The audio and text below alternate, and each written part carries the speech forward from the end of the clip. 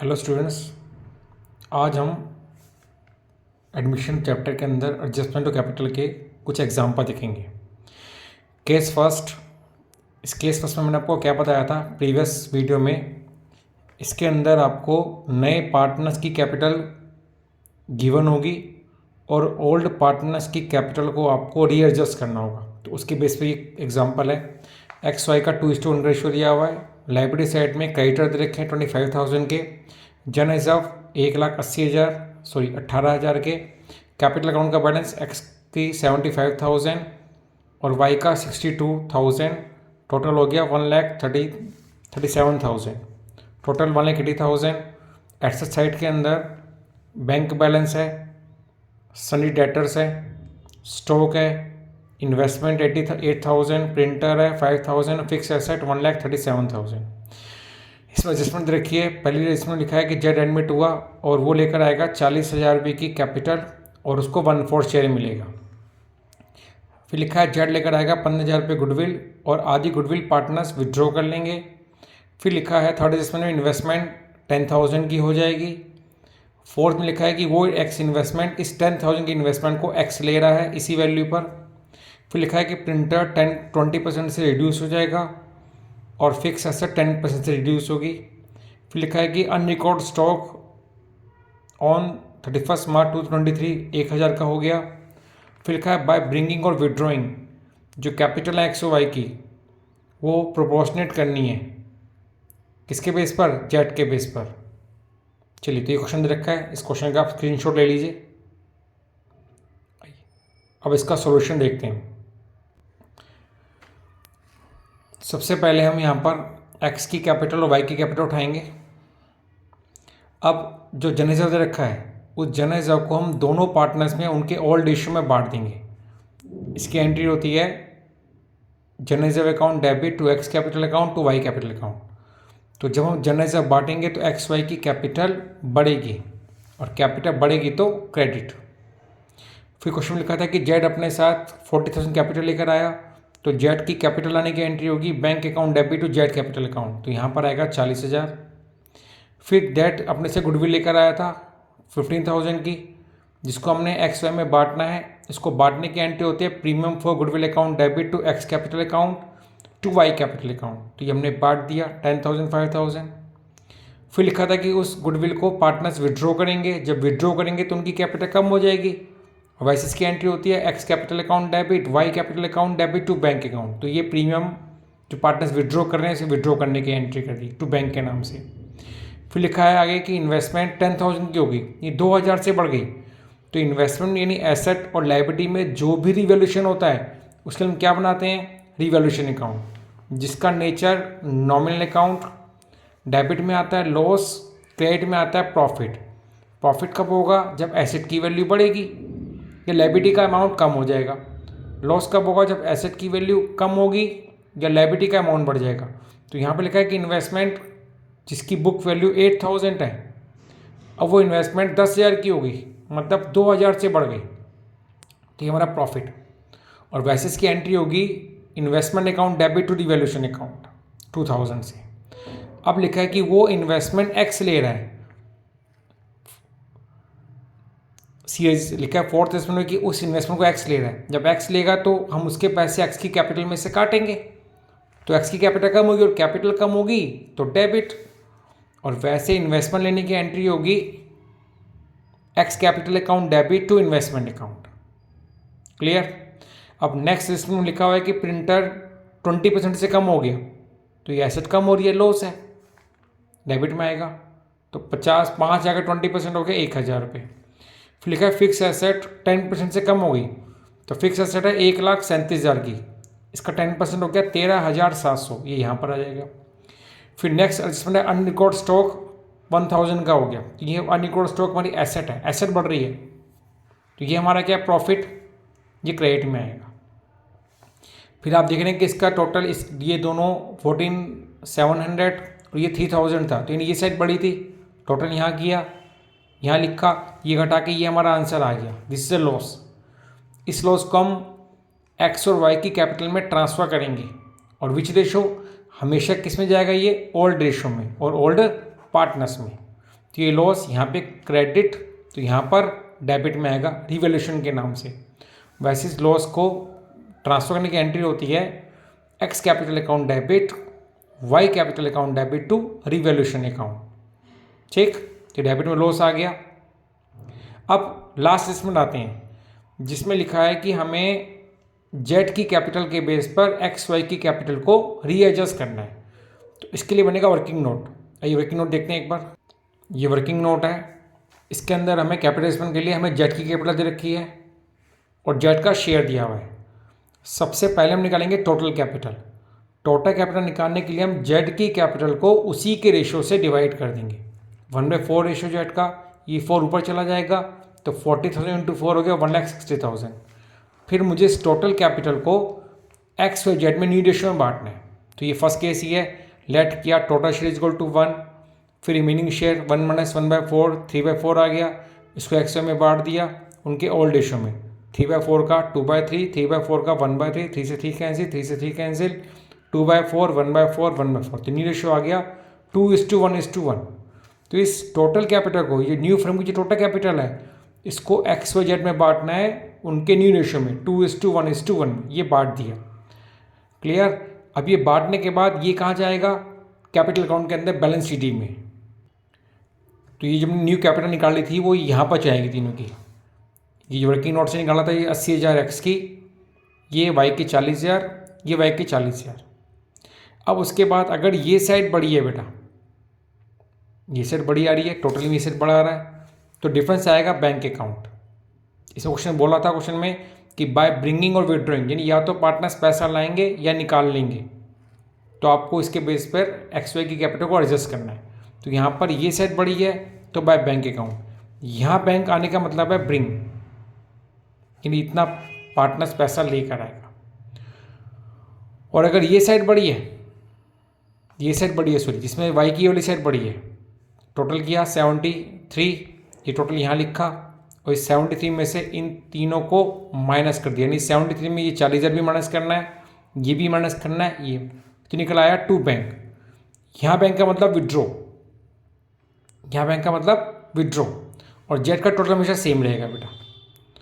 तो क्वेश्चन बोला था कि या तो पार्टनर्स पैसा लेकर आएंगे, ये क्यों लाएंगे, क्योंकि इसकी नई कैपिटल ज़्यादा है, पुरानी कैपिटल कम है, और इसकी पुरानी कैपिटल कम है और नई कैपिटल ज़्यादा है, तो ये पैसे, इसकी पुरानी कैपिटल ज़्यादा है नई कैपिटल कम है तो ये विड्रॉ कर लेगा, इसकी नई कैपिटल ज़्यादा है और पुरानी कैपिटल कम है तो ये पैसे फर्म को ला के देगा।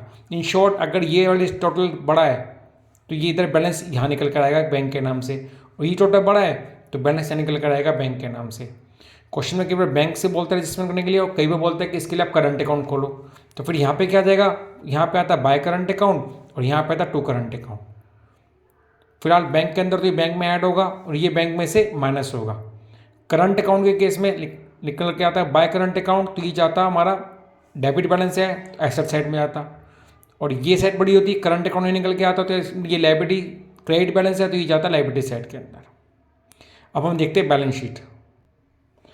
बैलेंस शीट में यहाँ पे कैपिटल आएगी जो भी निकाली थी वर्किंग नोट से हमने, एक्स की 80,000, वाई की 40, जेड की 40, टोटल 160 हो गया। क्रेडिटर में कोई चेंज नहीं हुई है।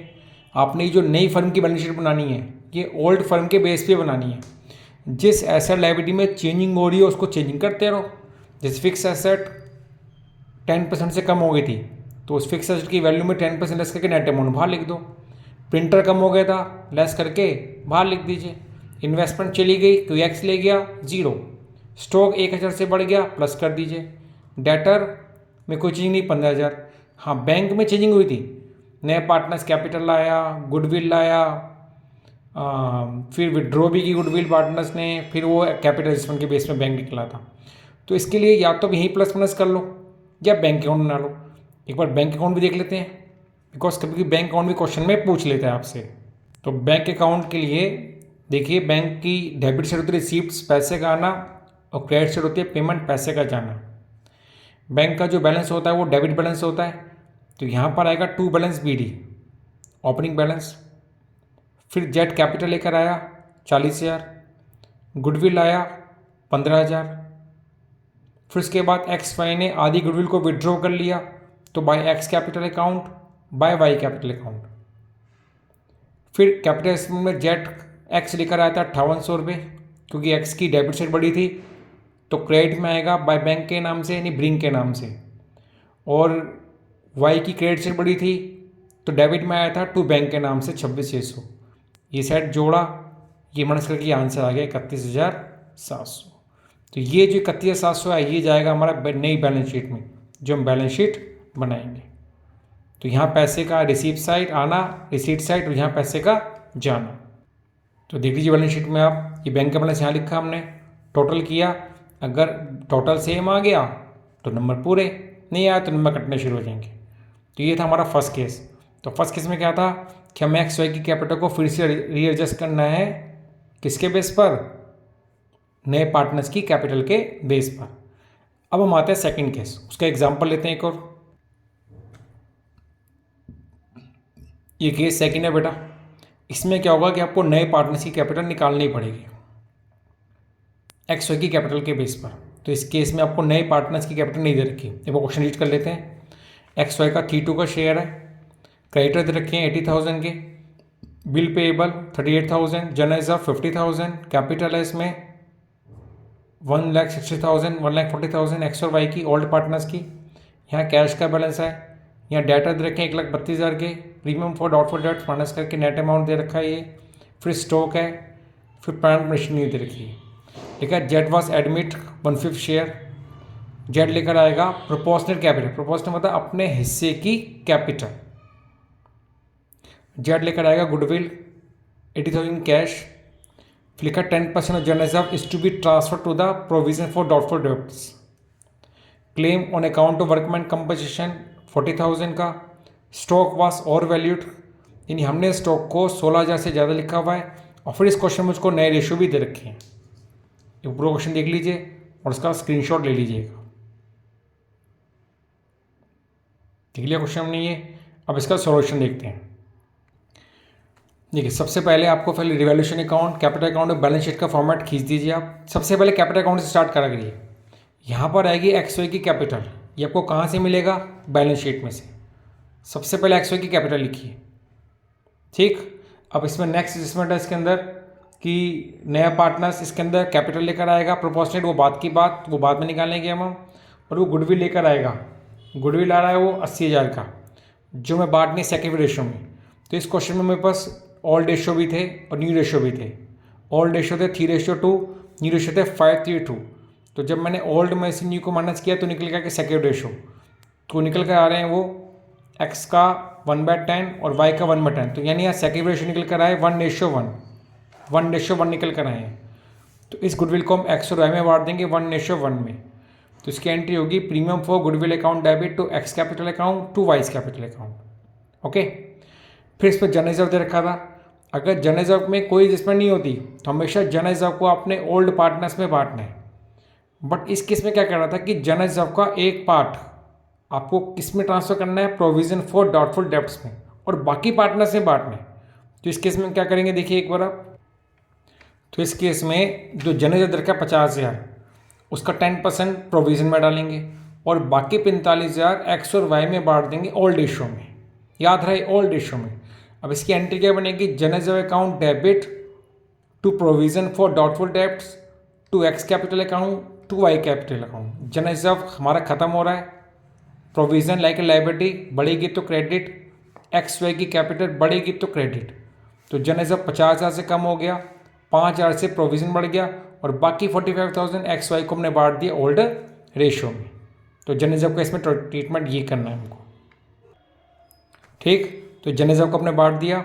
अब रिवॉल्यूशन एडजस्टमेंट देखते हैं। उन्हें पहला एडजस्टमेंट बोल रखा है थर्ड में कि वर्कमैन कंपनसेशन क्लेम हो गया 40,000 का। अब इस क्वेश्चन में वर्कमैन कंपनसेशन रिजर्व नहीं है। अगर रिजर्व होता तो उस क्लेम को उस रिजर्व से एडजस्ट करते, बट रिजर्व नहीं है तो पूरा का पूरा क्लेम यहाँ पर आ जाएगा रिवॉल्यूशन अकाउंट में। किस नाम से, टू वर्कमैन कंपनसेशन क्लेम 40,000। फिर नेक्स्ट एडजस्टमेंट है कि हमने स्टॉक को 16,000 रुपये से ओवर वैल्यूड किया हुआ है, यानी गलती से हमने स्टॉक को ज़्यादा दिखाया हुआ है, तो स्टॉक को 16,000 से कम कर देंगे। टोटल हो गया, और कोई इसमें है नहीं, तो टोटल हो गया 56,000। डेबिट साइड बढ़ी है, इसको यहाँ लिखा कि 56,000 का लॉस आ जाएगा बेटा। तो इस लॉस को हम एक्स और वाई में बांट देंगे उनके ओल्ड रेशो में। और ये यहाँ डेबिट, यहाँ से क्या हो जाएगा क्रेडिट, तो यहाँ से आ जाएगा रिवोल्यूशन डेबिट साइड में लॉस के नाम से। वैसे इसकी एंट्री होती है X capital account debit, Y capital account debit to revaluation account. Clear, ये लॉस को यहाँ पे ट्रांसफ़र कर दिया। अब इसके बाद आपको एक्स की क्रेडिट साइड जोड़ा, ये जोड़ के एक्स की कैपिटल निकालनी है, फिर ऐसे वाई की कैपिटल निकालनी है। ये निकालने के बाद अब मुझे इन दोनों की हेल्प से निकालनी जेड की कैपिटल। तो इस केस में मैंने आपको स्टेप्स लिखवाए थे, आइए स्टेप्स फॉलो करते हैं एक बार। तो सबसे पहले इसमें क्या करेंगे, हम उठाएंगे पहले x capital after all adjustment, जो निकल कर आया मेरा 1,93,400। फिर vice capital after all adjustment, ये निकल कर आया 1,75,600। ये आगे एक्स और वाई की कंबाइंड कैपिटल। तो सबसे पहले स्टेप में हमको निकालना है एक्स वाई की कंबाइंड कैपिटल। स्टेप सेकंड में निकालेंगे हम टोटल कैपिटल। वो निकालने के हम एक्स वाई की कंबाइंड कैपिटल लेंगे और नीचे 1 माइनस जेड का share, it mean remaining share, क्योंकि याद होगा कि हम जब एक में से जेड का शेयर माइनस कर देते हैं तो बचा हुआ से किसका होता है, एक्स वाई का, क्योंकि ये कैपिटल किसकी, एक्स वाई की, तो शेयर भी किसका होना चाहिए, एक्स वाई का। तो ये 4/5 शेयर किसका है, एक्स वाई का, एक्स एंड वाई का। इसको रिवर्स कर देंगे, ये आ गया 5/4। अब थर्ड स्टेप में हमें जेड की कैपिटल निकालनी है, तो ये जो टोटल कैपिटल निकली है, हाँ, तो बच्चे होते इसको सोल्व मत करना, इस टोटल कैपिटल को ऐसे कैसे पूरा उठा देना, ही रखना पूरा का पूरा, क्योंकि होगा क्या है, जब हम जेड की कैपिटल निकालेंगे तो वो कैसे, टोटल कैपिटल जेड का शेयर कितना 2/10, तो ये 5 से 5 कट जाएगा, सीधा आंसर आ जाएगा। अगर आप इसको सोल्व करते हो, कैलकुलेशन इतनी टाइम करते हो, टाइम वेस्ट होगा, तो टोटल कैपिटल को आपने ऐसे कैसे उठा के लिख देना है, चलिए बात, उससे जेड का शेयर आप निकाल देंगे। तो इसमें क्या करना है, पहले स्टेप में लेंगे आप एक्स वाई की कंबाइंड कैपिटल। दूसरे स्टेप में क्या करेंगे, एक्स वाई की कंबाइंड कैपिटल को एक्स वाई के शेयर यानी रिमेनिंग शेयर से डिवाइड कर देंगे, डिवाइड करेंगे, ये आ जाएगी टोटल कैपिटल। और थर्ड केस में हम जेड की कैपिटल निकालेंगे, टोटल कैपिटल में जितना भी जेड का हिस्सा है। क्लियर, और इस जेड की कैपिटल को उठाकर हम कैपिटल अकाउंट में पुट अप कर देते हैं। तो जेड की कैपिटल वहाँ से निकाल के हम यहाँ भर देंगे वर्किंग नोट से निकाल के, फिर इसका टोटल करेंगे, यहाँ लिखेंगे, और ये जेड का भी आंसर आ गया। अब ये तीनों के तीनों कहाँ चले जाएंगे, मेरी इस बार की नई फर्म की बैलेंस शीट में। चलिए बैलेंस शीट देखते हैं एक बार इसकी भी। अच्छा, यहाँ जो बैलेंस शीट बनेगी वो बनेगी ओल्ड बैलेंस शीट के बेस पर, जैसे ही रखिए उसी बैलेंस शीट को देख के उतार दो। हाँ, थोड़ा चेंज होगा, कैपिटल एक्स की इतनी 1,93,400 निकाली थी हमने, वाई की निकाली थी 1,75,600 और जेड की निकल के आई थी 92,250। फिर यहाँ पे क्रेडिटर उठाएंगे, क्रेडिटर में कोई चेंज नहीं है, वैसे कैसे उठा देंगे। बिल पेएबल कोई चेंज नहीं हुआ, ऐसे कैसे और बैलेंस शीट से निकाल के रख देंगे। वर्कमैन कंपनसेशन क्लेम, ये नई लायबिलिटी आई है, वर्कमैन कंपनसेशन क्लेम या वर्कमैन कंपनसेशन लायबिलिटी उठा के रखेंगे यहाँ पर। अब एसेट में आते हैं बेटा, प्लांट मशीनरी कोई चेंज नहीं हुआ, तो वैसे का वैसा पुरानी बैलेंस शीट से उठा के यहाँ पर रख देंगे। स्टॉक में चेंज हुआ, स्टॉक में और वैल्यूड था, तो हमने स्टॉक को 16,000 से कम करा, कितना हो गया 1,30,000। डेटर 1,32 के थे, प्रोविज़न चेंज हो गया बेटा, 2,000 का प्रोविज़न था और 5,000 का प्रोविज़न हमने जनरल रिजर्व से ट्रांसफ़र किया, तो टोटल प्रोविज़न हो गया 7,000। उस 7,000 को डेटर में से माइनस करके नेट अमाउंट आ गया 1,25,000। फिर कैश हमारे पास 42,000 पड़ा था। नया पार्टनर जेड अपने साथ कैपिटल लाया 92,250 जो हमने वर्किंग नोट से निकाली थी बेटा, और फिर गुडविल लेकर आया 80,000 की, 2,40,250 मिला के टोटल हो गया ये, दोनों का टोटल सेम आ गया, आपका आंसर ओके। तो ये जो नई बैलेंस शीट बनेगी ये पुरानी बैलेंस शीट के बेस पे बनेगी, जिस आइटम में जो चेंजिंग हो रही है, एसेट बढ़ रही है बढ़ा दीजिए, कम हो रही है कम कर दीजिए, स्टॉक बढ़ रहा है, लायबिलिटी बढ़ रही है बढ़ा दीजिए, कम हो रही है कम कर दीजिए, तो जिस एसेट लायबिलिटी में जो चेंजिंग हो रही है उसको वैसे का वैसा चेंज कर दीजिए। ठीक, तीसरा केस था हमारा जब उसमें लिखा होता है कि नया पार्टनर्स कंबाइंड कैपिटल का इतना हिस्सा लेकर आएगा, तो वो भी सेकंड केस की तरह ही है। थर्ड वाले केस में आपको बस यहाँ पर थर्ड जब केस करें जिसमें लिखा होता है कि एक्स जेड लेकर आएगा 20% ऑफ कंबाइंड कैपिटल, तो यहाँ पर एक्स वाई की कंबाइंड कैपिटल निकाली, उसमें ये स्टेप हट जाएगा। फर्स्ट स्टेप ये किया, और थर्ड स्टेप में जेड की कैपिटल निकालने के लिए जो एक्स वाई की कंबाइंड कैपिटल होगी उसका 20%, 1/5 जो होगा वो निकाल दीजिए और निकाल के कैपिटल अकाउंट में भर दीजिए। तो ये था मेरा कैपिटल एडजस्टमेंट। इससे प्रीवियस क्लास में मैंने आपको फॉर्मेट लिखवाया था, अब मैंने आपको 2 एग्जाम्पल लिखवाए हैं।